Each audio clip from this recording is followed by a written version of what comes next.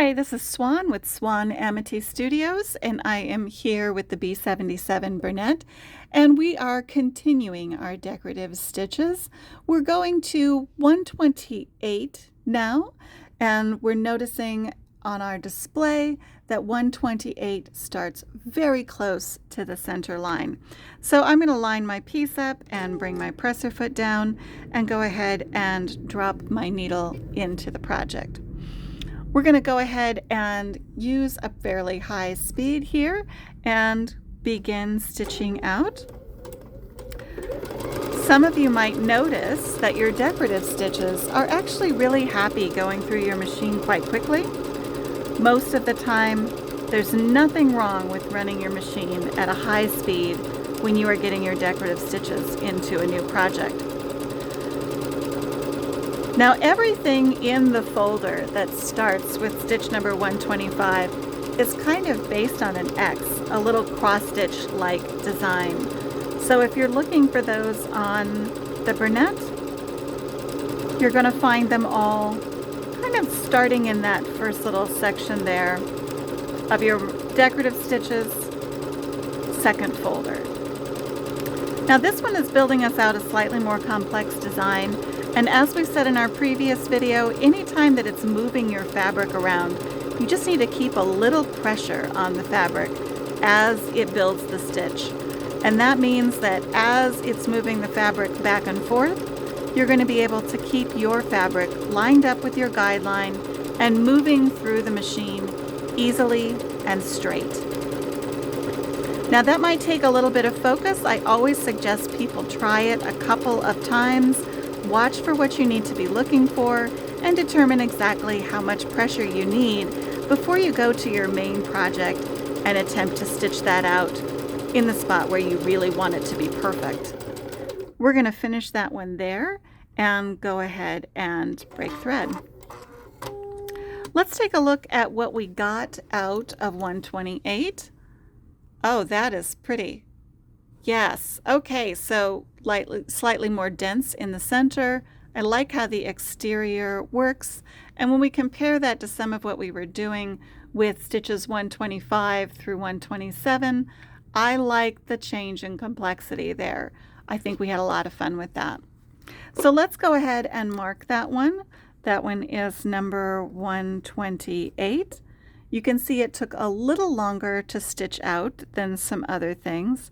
It's very close to the middle where the stitch begins, and this is the default, which is nice and tiny.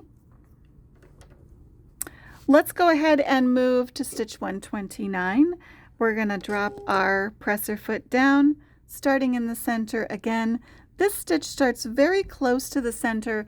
On our display, we can see just to the left of the center. Personally, I would still mark that as a center or a middle because it's very, very close to being there. Okay, we're getting rolling. Once again, we're really watching that guideline to go through the center right there of our presser foot.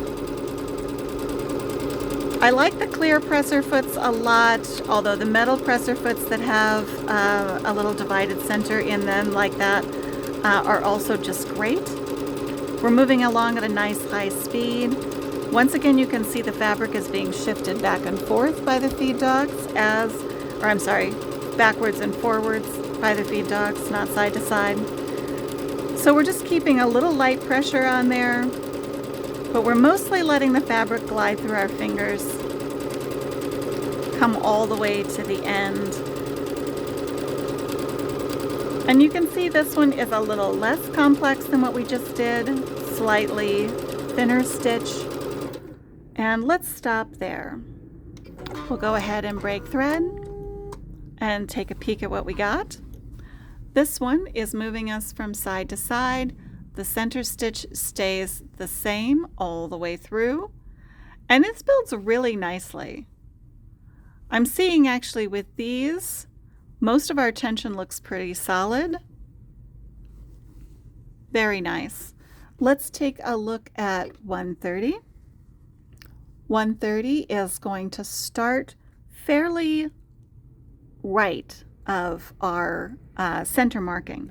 But I'm still going to line my center marking up with the center of the presser foot. Actually, I'm going to raise that up and move us down just a little bit. There we go. Let's go ahead and get started on this one.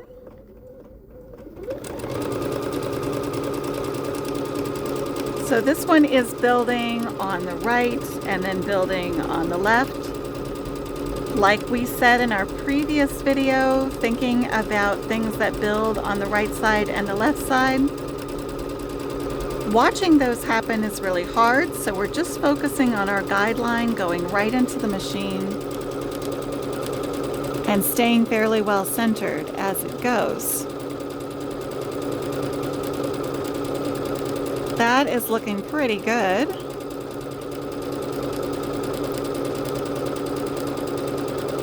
And I like the pace that it's building at. I feel like I could do this pretty quickly on a project.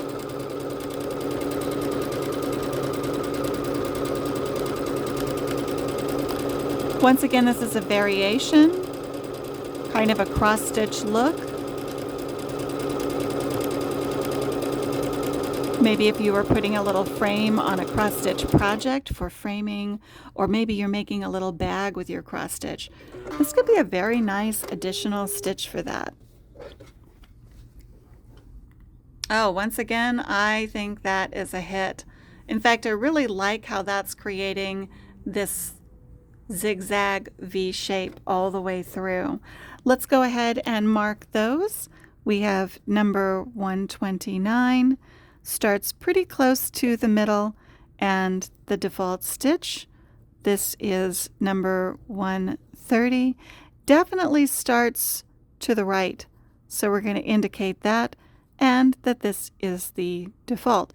Remember, you can write default if you want to, if you can't keep track of that notation, or like me sometimes, I forget what my notations were.